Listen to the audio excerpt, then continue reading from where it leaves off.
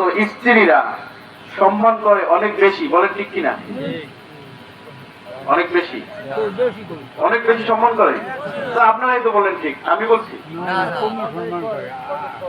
বউরা, মা বোনরা খেয়াল করে শুনেন, শাশুড়িকে অনেক ভালোবাসে। আমি কিন্তু নেগেটিভ বলতে না, আপনারা বললেন বউরা শাশুড়িকে অনেক ভালোবাসে। আপনারা বললেন পক্ষে বা বিপক্ষে, এরা সংসদ মনে করেন। আপনাদের যদি নেগেটিভ কোনো সাউন্ড পাই, কেন ভালোবাসে না সেটা আমি বলবো। বউরা তাদের শাশুড়িকে অনেক ভালোবাসে, কথা কি সঠিক কিনা? সবাই বললেন শ্বশুরকে অনেক খেদমত করে, করে না। আপনার ছেলের কথা তার পুত্রবধূ শোনে না, কথা বলি ঠিক কিনা? আবার যদি ঘুরে দেই, শাশুড়িরা তার পুত্রবধূকে ভালোবাসে না। এবার কিন্তু মাসলা ঘুরেই গেছি। শ্বশুর তার পুত্রবধূকে চোখে দেখতে পারে না, আবার স্বামীও তার স্ত্রীকে এরকম সময় দেয় না, ভালোবাসে না। এমন মোবাইল নামছে, পারলে পরকিয়া করলে খুশি হয়, কথা কই আছে না নাই? মা বোনরা শুনে রাখো, তোমার শাশুড়ি তোমাকে ভালোবাসবে, শাশুড়িও শুনে রাখো তোমার পুত্রবধূ তোমাকে ভালোবাসবে।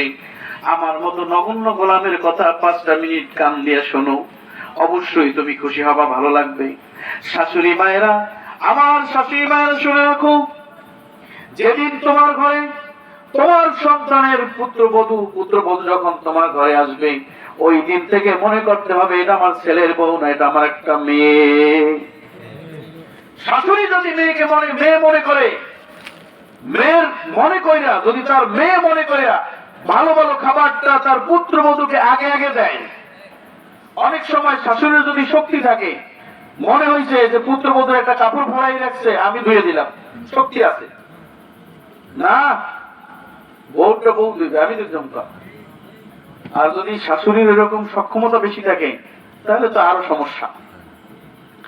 যদি কোনো শাশুড়ি এই কাজ করে, পুত্রবধূ মনে করবে হারে শাশুড়ি আমাকে কত ভালোবাসে, আমার মাও তোমাকে এত ভালোবাসে নাই, বলেন ঠিক কিনা? আপনারা বলেন ওই পুত্রবধূ কোনদিন শাশুড়ির সাথে বেয়াদবি করতে পারবে কিনা? এইবার আপনাদের বলতে হবে প্রশ্ন, বউ শাশুড়ি যেই ঘরে সমস্যা আছে, আমি মনে করি ওই সমস্যা সৃষ্টিটাই হয়েছে শাশুড়ির কাছ থেকে। কি বাবা এখন কথা বল না, কোথা থেকে সৃষ্টি হয়েছে? শাশুড়ি যদি ভালো হইতো, কোনদিন ওই পুত্রবধূ খারাপ হওয়ার সম্ভাবনা নাই। প্রথম দিক থেকে পুত্রবধূকে হিংসা করে। মেয়ে আর মেয়ে জামাই যখন আসে, তাকে বড় বড় মাছ, মাছের মাথা, ভালো ভালো খাবার আগে, বউ খাইবে পরে। যদি এরকম করতো, মেয়ের সাথে বউকেও বসাই দিত, আমি খাদিম দিয়ে খাওয়াবো। ওই বউ চিন্তা করতে হারে আমার শাশুড়ি তো আমাকে তার মেয়ের সমান স্থান দিয়েছে, আমি কোনদিন আমার শাশুড়ির সাথে খারাপ ব্যবহার করতে পারবো না। 1 নম্বর সমাধান পাইছেন? পাইছেন কি পান নাই? এবার দ্বিতীয় পয়েন্ট, পুত্রবধূ শ্বশুরকে দেখতে পারে না। এই যে ভাই, আমি পায়ে ধরে মাপ চাই, আপনারা কিন্তু বলি নাই, আপনাদেরকে বলি নাই, আমি আপনাদেরকে বলছি, বলি নাই। আমাদের এলাকায় আছে, শ্বশুরকে দেখতে পারে না। শ্বশুর যদি একবার চিন্তা করতো, আরে আমার কলিজার টুকরা মেয়েটাকে বিয়ে দিয়েছি, বুকটা ফাইটা যায়, মেয়েটাকে দেখার জন্য ছটপট ছটপট করে দৌড়ে পাগলের মতো মেয়ের বাড়িতে যায়, ফল ফ্রুট নিয়ে যায়, এটা নিয়ে যায়, ওটা নিয়ে যায়। ওইটা মনে করে বাজার থেকে যদি ফল কিনে তার পুত্রবধূর কাছে এনে দিত, বাজার থেকে যদি ভালো ভালো খাবারটা কিনা বউর কাছে দিত। সবাই কথা না, কিছু কিন্তু ভালো আছে, আবার 40-50% ভালো আছে, কিছু ব্যতিক্রম আছে। যদি সে ওই কাজটা করতো, পুত্রবধূর কাছে ভালো মন্দ কথা জিজ্ঞেস করতো, কিংবা খবর নিত, মা তুমি খাইছো কিনা, তুমি খাবার খাইছো কিনা, তোমার কোনো সমস্যা আছে কিনা। ওই পুত্রবধূ চিন্তা করতো, আরে আমি এখন আমার বাবার সংসারে নাই, কিন্তু আমার শ্বশুর তো আমাকে বাবার স্থান দিয়েছে, বলেন ঠিক কিনা? ওই পুত্রবধূ একটু পরে গিয়ে দেখবেন, বাবা আপনার জামাটা দেন আমি ধুয়ে দেবো, টুপিটা দেন আমি ধুয়ে দেবো, জুতাগুলোও ঠিক করে দিত। ছেলের কাছে বলতো বাবা অসুস্থ, টাকা পাঠাও, বাবাকে ফল কিনা খাওয়া যাবে, বাবা বৃদ্ধ মানুষ, এই ধরনের চিন্তা করতো, বাবাকে ভালোবাসতো, শ্বশুরকে বাবার স্থান দিত। বলেন ঠিক কিনা? সমাধান পাইছেন? কয়টা পাইলেন? শ্বশুর এবং শাশুড়ি পুত্রবধূর কাছ থেকে তার হক, তার ভালোবাসা আদায় করবে এইভাবে। আমরা রাজি আছি কিনা? নাকি পরের মাইয়া বাড়ি পটুয়াখালী, আমিও যে জায়গার মাতবার, আরে যা করি করি, সমস্যা নেই, নির্যাতন চলতে থাকবে। অনেক জায়গায় দেখি ফ্যানের সাথে ঝুলে রয়েছে, গাছের সাথে ঝুলে রয়েছে, মারা হয়েছে তাকে। একটা মেয়ে, আপনার মেয়েকে যদি কেউ এরকম করতো, আপনি কি সহ্য করতে পারতেন? কথা বলেন না কেন? পারতেন? মায়েরা আমার, আমার শাশুড়ি আম্মুদেরকে আমি দুইটা পায়ে হাত দিয়ে বলে যাচ্ছি, সন্তান মনে করে নিজের পুত্রবধূর সাথে ভালো ব্যবহার করুন। অন্তত মরার সময় নিজের মেয়েকে না পেলেও পুত্রবধূকে পাশে পাবেন সবচেয়ে বেশি। কথা বলেন ঠিক কিনা? এবার ঘুরাই দিচ্ছে, আবার টার্ন ওভার। এবার কি হবে? টার্ন ওভার হয়ে যাবে। এবার আসো, পুত্রবধূদেরকে বলতেছি, তুমি যে তোমার শাশুড়ির সাথে খারাপ ব্যবহার করো, একবার চিন্তা করেছো তোমার জামাইকে তোমার শাশুড়ি পেটে রাখার সময় কত কষ্ট করেছে? সারা রাত ঘুমাতে দেয় নাই, ডানে ফিরলে ব্যথা পাইতো, বামে ফিরলে ব্যথা পাইতো। এই চিন্তাটা করবা, তোমার গর্ভের সন্তান তুমি পেটে নিয়ে যত কষ্ট করতেছো, একটা ছোট্ট বাচ্চাকে নিয়ে যত কষ্ট তুমি করতেছো, তোমার স্বামীকে নিয়ে, তোমার জামাইকে নিয়ে তোমার শাশুড়ি উঠে এরকম কষ্ট করেছিল। আজকে তোমার জামাই সরকারি চাকরি করে, বাইরে কই জামাই? কোথায় বাইরা? আজকে সেই বাবা মাকে খেয়াল করো না, আজকে শ্বশুরকে অপেক্ষা করো, শাশুড়িকে অপেক্ষা করো। আরে মেয়া, আরে শোনো, তোমার জামাইকে মানুষ করার জন্য এই শ্বশুর এক সময় পোলাপান ছিল, যুবক ছিল, তার জীবন যৌবন শেষ করে আজকে সে বুড়া হয়ে গেছে। তোমার শাশুড়ি এক সময় এই বাড়িতে নববধূ হইয়া লাল শাড়ি পয়রা, সুন্দর টুকটুকে শাড়ি পয়রা এই ঘরের মধ্যে আসছিল। আজকে যে বৃদ্ধ দেখো, আজকে যে চুলগুলা পাকা দেখো, এইগুলো এমনি পাকা হয় নাই। কোনদিন এই ঘরে মাছ তরকারি ভালো খাবার তারা খায় নাই। তোমার জামাইকে পড়াশোনা করার জন্য, এমনকি সর্বশেষ চাকরিটা দেওয়ার জন্য নিজের জমিটুকু বিক্রি করে তাকে সরকারি চাকরির ব্যবস্থা করেছে। আজকে তুমি বড় বড় কথা বলো, শাশুড়িকে দেখতে পারো না, শ্বশুরকে দেখতে পারো না। তুমি কি একবার চিন্তা করেছো তোমার মা, তার সাথে যদি তোমার ভাইয়ের বউ এরকম ব্যবহার করতো কেমন লাগতো? পাইছেন? ঘুরাই দিলাম কিন্তু, পাইছেন তো? এইবার আরেকটা আলোচনা বাকি আছে, বেশি বলবো না, বেশি বললে আবার আপনাদের কষ্ট বাড়বে, কষ্ট লাগবে। সমাধানের মধ্যে আসতে হবে। আজকে প্রত্যেকটা ঘরের মধ্যে শ্বশুর শাশুড়ি, পুত্রবধূ এবং শাশুড়ির মধ্যে একটা সাপ এবং বেজির খেলা চলে। কথা বললে আছে না? নাই? আছে। আজকে আলোচনা থেকে শিক্ষা নিতে হবে। আমি যদি কাউকে ভালোবাসা দেই, তাহলে তার কাছ থেকে ভালোবাসা পাইতে পারি। আপনি ভালোবাসা মোটেও দেবেন না, আপনি ভালোবাসা চান কেমনে? এইবার স্বামী আর স্ত্রীর সম্পর্কে 5 মিনিট, তারপর ওই ছেলেদের একটু আলোচনা আছে না, এই 5 মিনিট 10 মিনিট শেষ। জানি আপনাদের অনেক কষ্ট হইতেছে, আমি তো আবার অনেক দূরে যাব। কি কথা বুঝতে পারছেন বাবারা আমার? এইবার 5 মিনিট শুনেন। স্বামী স্ত্রীকে উপযুক্ত সম্মান দেয় না, স্ত্রীও স্বামীকে ওই রকম দেয়। আমি দেখছি আমাদের দেশে স্বামী যদি বাজার করে আসে, কষ্ট হয়েছে নাকি? স্বামী যদি বাজার করে আসে, অনেক স্ত্রীর ওগুলো পছন্দ হয় না। ভাই আপনাদের এখানে কিন্তু এগুলো নেই, অনেক স্ত্রীর এগুলা আছে না নাই? চিল্লায় বলতে হবে, আছে না নাই? স্বামী যদি বাজার করে আসে, তোমারে পাই ছেলে 1 নাম্বার বলো, এই মির্জাগঞ্জে এইসব কাপড় মাসে পরে কি আনছো তুমি? এর চাইতে আমার পোলায় ভালো কাপড় আনতে পারে, পাক্কাই ভালাই যায়। কি কথা বল না? তুমি আমার মায়ের জন্য যে কাপড় আনছো, যাই দাও, এই কাপড় আমার মায় পরে। কি বাবা কথা বল না? আছে না নাই? তোমারে পাইলেই বেড়ারা পচামাত ধরাই দিতে পারে। ভালো মাছ আনলে কই কি আপনি উপযুক্ত দাম বলবেন 700 টাকা, 400 টাকা হয় না 700 টাকা, অর্থাৎ আপনাকে সামান্য মূল্য। ভাই আপনাকে বলি না, এবার দুই একটা মানুষ এই সমাজ এরকম আছে না নাই? আবার বলবে কি এখন বাজারে যাবে, আমার ভাই এই যে 6 মাস পর, তুমি করে কি আছো? মায়ের আমার আপনাদের অনুরোধ করি, আপনারা যদি পায়ে হাত তুলে আমি মাপ চাই, আমি কথাগুলো বলতে চাই নাই। সমাজকে ঠিক করার নাম হচ্ছে মাহফিল, সমাজকে ঠিক করার নাম হচ্ছে ওয়াজ, বলে ঠিক কিনা? সারা রাত তাহাজ্জুদ করবেন, পায়জামা পাঞ্জাবি টুপি ধাদি সাপ, কিন্তু মেয়ে রাত ধরে মোবাইলে চ্যাটিং করে সাতক্ষীরার পোলার সাথে। হাজি সাহেব তো পাক্কা, মেয়ে ফজর নামাজ পড়ে নাই, ছেলে ফজর নামাজ পড়ে নাই। হাজি সাহেব আবার গর্ব করে কি জানেননি?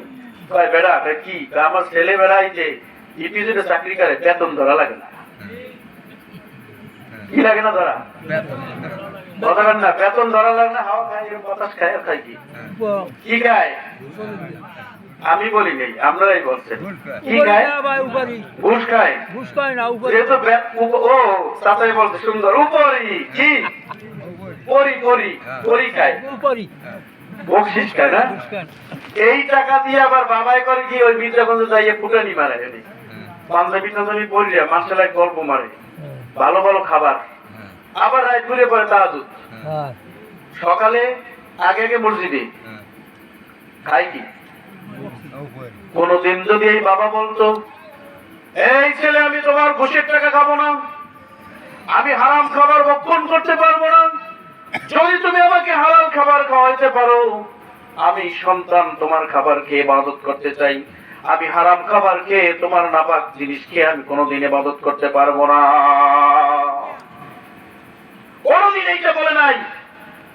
ছেলেকে বলে টাকা পাঠাও, টাকা পাঠাও, টাকা পাঠাও, আমি একটু ফুটানি বেশি করে করি, কথাটা আছে না নাই? ছেলেকে কোনোদিন জিজ্ঞাসা করে নাই, এখন বলে নাই।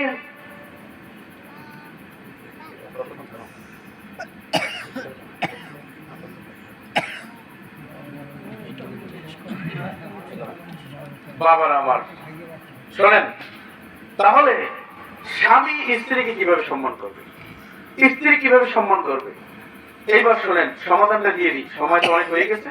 সমাধান হচ্ছে এটা নিয়ে আলোচনা পারবো না। সমাধান হচ্ছে স্বামী তার স্ত্রীকে উপযুক্ত মর্যাদা স্ত্রীর দিতে হবে।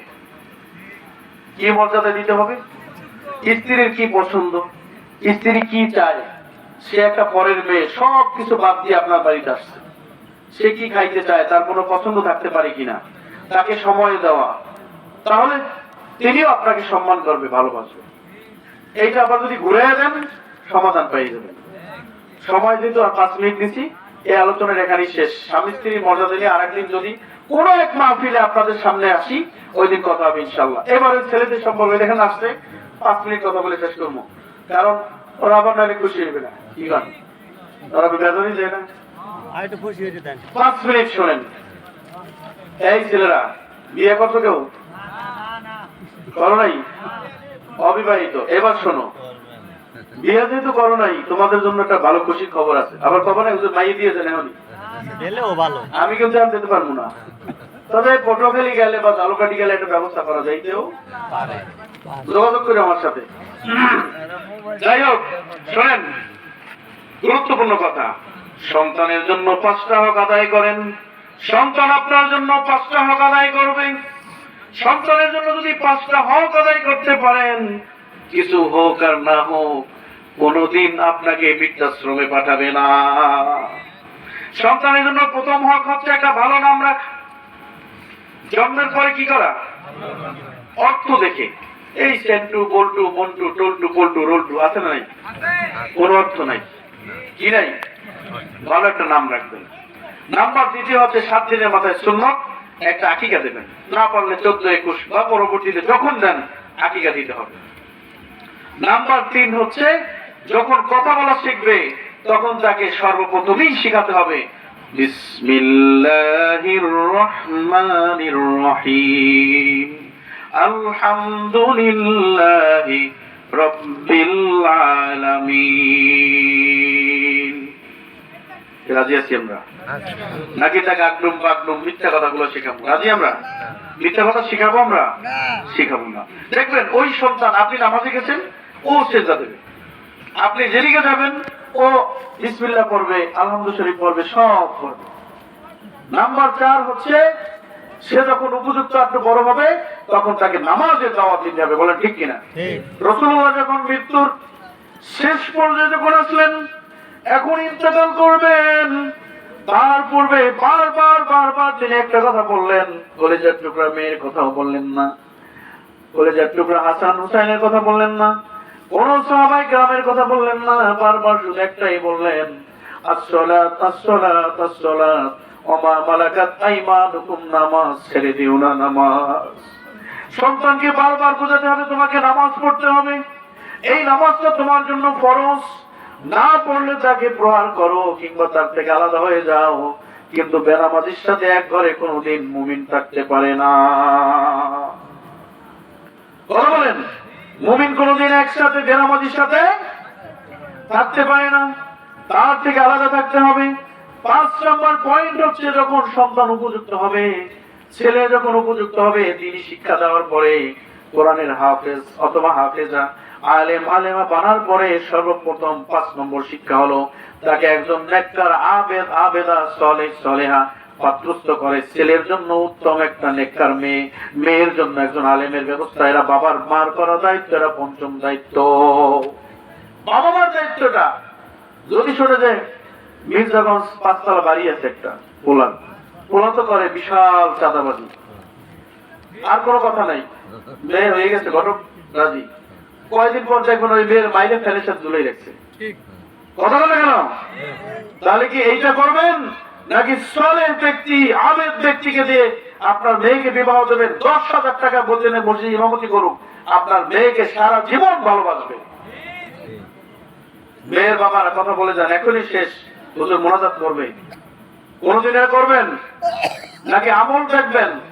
ছেলের বাবারা বলেন, মেয়ে সুন্দর হইলে কি রাজি, নাকি মেয়েকে আলেমা, মেয়েকে আলেম থেকে বিয়ে দেবেন? কোনটা করবেন বলেন? কি করবেন? বড় সরকারি চাকরি হইলে শেষ নাকি? ছেলেরা মনে রাখো, ভালো মেয়ে পাইতে হইলে তোমাকেও এই মোবাইল পল্টু মল্টু থাকতে হইবে। ভালোভাবে দাড়ি টুপি রেখে পাঞ্জাবি পরে মসজিদে আসো, তাহলে হাফেজা বিয়ে করতে পারবা, তোমার ঘর থেকে হক্কানি আলেম বের হবে। বলেন ঠিক কিনা? ভাইরা আমার, দীর্ঘ সময় আলোচনা করলাম, আপনাদেরকে বিরক্ত করলাম, সব কথা শেষ করতে পারি নাই, সব পয়েন্টে যাইতেও পারি নাই, সময় তো অনেক প্রয়োজন হয়। যাই হোক, আল্লাহ তাআলা আমাদেরকে নসিব করেছেন এখানে একটা সুন্দর একটা পরিস্থিতি আছে। এই মরহুম কারি সাহেব হুজুর, তিনি দুনিয়ার জমিন থেকে বিদায় নিয়েছেন, তার জন্য দোয়া করব। আল্লাহর একজন খালেস বান্দা হিসেবে তিনি তাকে কবুল করেন। তার সাহেবজাদার এখানে আছেন, তাদের জন্য দোয়া করবেন, তারা এই মাহফিলের সুন্দর ব্যবস্থা করেছেন। দেখেন, একটা কথা শেষ বলি, এমন এক সন্তান দুনিয়া রেখে যান, যেই সন্তান এরকম আপনার আমার মারা যাওয়ার পরে এরকম কোরআনের তাফসীরের মাহফিলের ব্যবস্থা করে। এমন সন্তান রেখে যাবেন না আপনার আমার মারা যাওয়ার পরে ডিজে কনসার্টের ব্যবস্থা করে, কি কয় কিচ্ছু বুঝি না, খালি উনি ধুম ধুম ধুম ধুম ধুম। কি কথা কর না, ওইটা আপনার কবরে যাবে, যা করবেন ওইটা পাইবেন কোথায়? সোজা কথা। এমন সন্তান রেখে যাবেন আপনার জানাজা পড়াবে, কবরের পাশে গিয়ে এরকম হক্কানি আলেমদের মতো এই যে বাবার পাশে গিয়ে চোখের পানি দিয়ে ছেড়ে দিয়ে বলবে, রব্বির হামহুমা কামা রাব্বায়ানি সগীরা। বাবার আমার, দীর্ঘ সময় আলোচনা করছি, আপনাদের কাছে আর একটা অনুরোধ, সবাই এখানে প্রত্যেকটা ছেলে সহ বলবা, হাত তুলে দেখাবা, আমাদের সন্তানদেরকে আমরা কোরআনের শিক্ষা, আলেম, হাফেজ, হাফেজা, মাওলানা, মুফতি, মুহাদ্দিস বানাতে রাজি আছি না নাই? সবাই বলেন। এরকম আল্লাহর ওলির দরবারে আমরা আসতে রাজি আছি না নাই? আমি আইসা শুনলাম এখান থেকে ঢোকার পরেই কারি সাহেব হুজুরের অনেক আমি নাম শুনলাম, আমার কাছে অনেক ভালো লেগেছে। নিশ্চয়ই আল্লাহর কোন ওলি তিনি ছিলেন। আল্লাহ তাআলা তাকে আল্লাহর বড় ওলি হিসেবে কবুল করেন, তার ছেলেদেরকে তৌফিক দেন এভাবে কোরআনের তাফসীর মাহফিল সারা জীবন যাতে চালাই যেতে পারে। এবং এখানে আমি মনে প্রাণে চাই, এটা একটা প্রস্তাব রেখে গেলাম, আল্লাহর ওলির নামে একটা দরবার হোক, এখানে মানুষজন আসুক, তার জন্য দোয়া করুক, এবং এই দরবারের হাকিকত মুজিরাত তারা নিতে পারে, এটা আমি একটা প্রস্তাব এখানে রেখে গেলাম। বাকিটা আপনাদের ইচ্ছা। আমি যে কথাগুলো বলেছি যদি ভুল বেয়াদবি হয় ক্ষমার দৃষ্টিতে দেখবেন। আমি আপনাদের মেহমান, একটু পরে হয়তো বিদায় নিব। আমার জন্য দোয়া করবেন, আমি আপনাদের জন্য দোয়া করি। আল্লাহ তাআলা সকলকে অন্তত আগামী বছর মাহফিল পর্যন্ত নেক হায়াত বাড়ায় দেন, সকলে বলে আমিন। ওয়া আখিরু দাওয়ানা আলহামদুলিল্লাহি রাব্বিল আলামিন। আসসালামু আলাইকুম ওয়া রাহমাতুল্লাহি ওয়া বারাকাতুহু।